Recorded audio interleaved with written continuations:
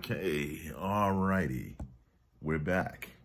This is Elgin Subway Surfer Bowling, your creative caricature marketing consultant, coming at you with an informative video message.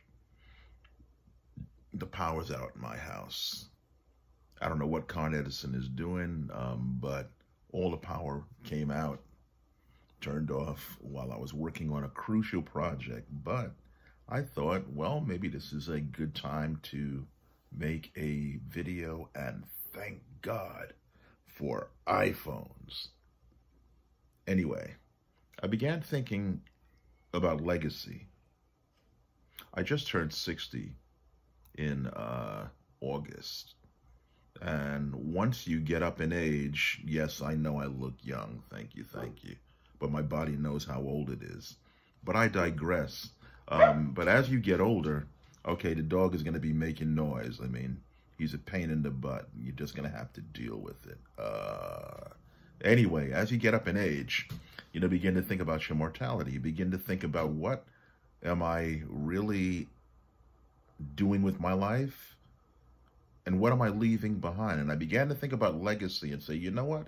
This whole thing of legacy, it's not just for Nobel Prize winners. It's not just for people who do something globally.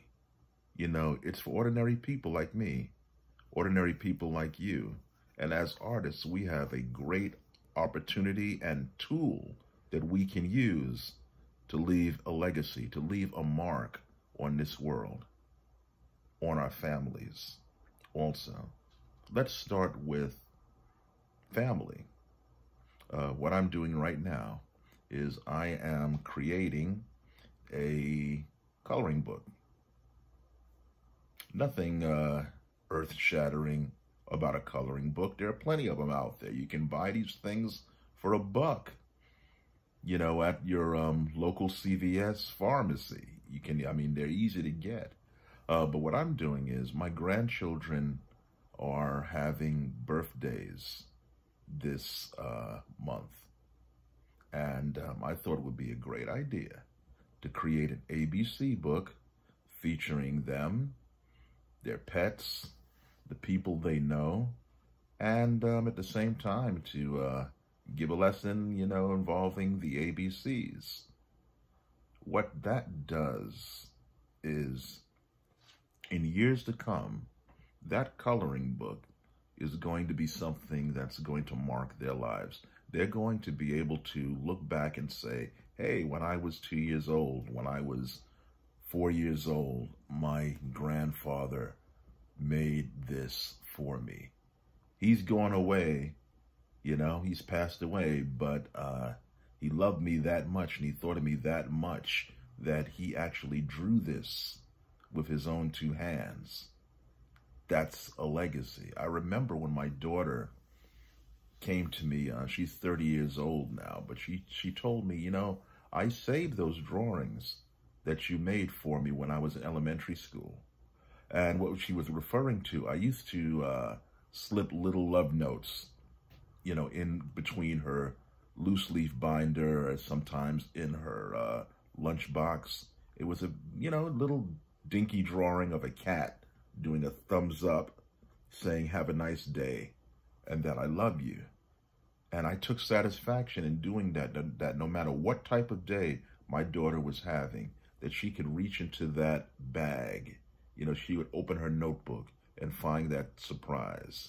And she kept those drawings throughout the years, okay? That marked, a time in her life, when she was a child, and also helped, how can I say this? I guess to establish, a legacy, something that I'm passing on to her. If I'm lucky, she'll keep it and pass it on to her children. This is what your grandfather did when I was a little girl. And we can easily do this with our art. We can, some of you may have children. Others may have grandchildren like me. You certainly do have cousins or nephews, other family members. You can leave works of art specifically geared that will speak and are tailored to them. You know, work that's going to live on and be a remembrance of who you were and what you thought, you know, of them specifically for years to come. So I would really encourage you, if you are a creative, to do that. Now, also, I felt led to make a video that you can see on my video channel of masking up COVID-19.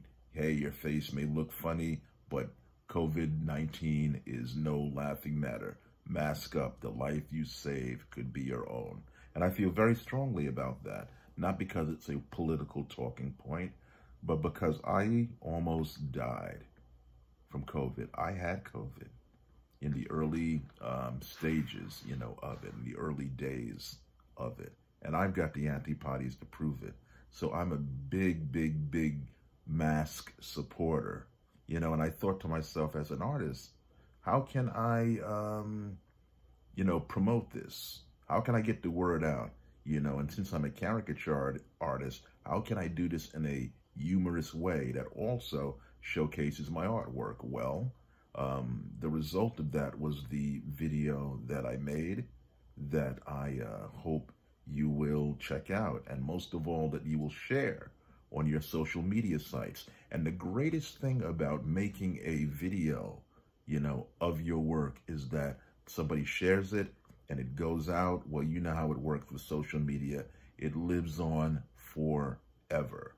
That's part of your legacy also. So I want you guys to start thinking about creating work that's going to live on way past when you're gone, okay?